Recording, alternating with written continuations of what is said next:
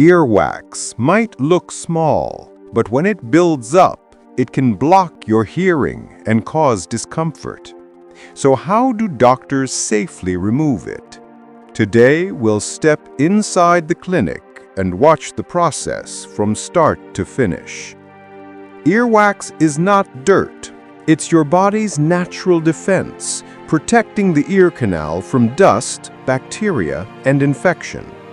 But when it builds up too much, it hardens and becomes a blockage that no cotton swab can remove. The process begins with a simple examination. Using an otoscope, a small flashlight tool, the doctor looks deep into the ear canal. This reveals how much wax is present and whether irrigation or manual tools will be needed. Once the buildup is confirmed, the doctor prepares the tools: gloves, sterile water at body temperature, and a gentle irrigation device.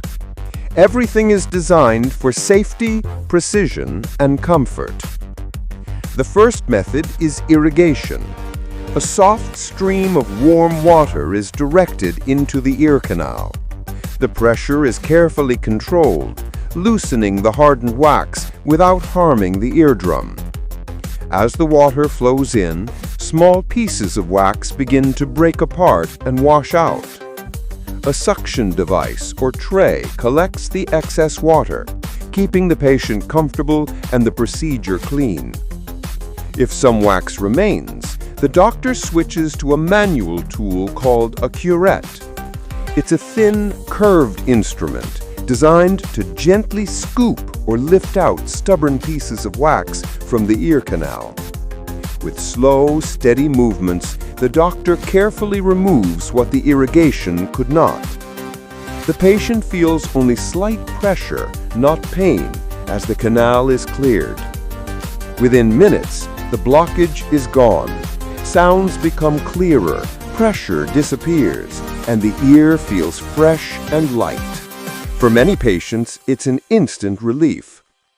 Doctors advise, never push cotton swabs deep inside. The safest prevention is letting ears clean themselves naturally and visiting a clinic if buildup occurs. Ear cleaning is more than comfort. It's protecting your hearing for life.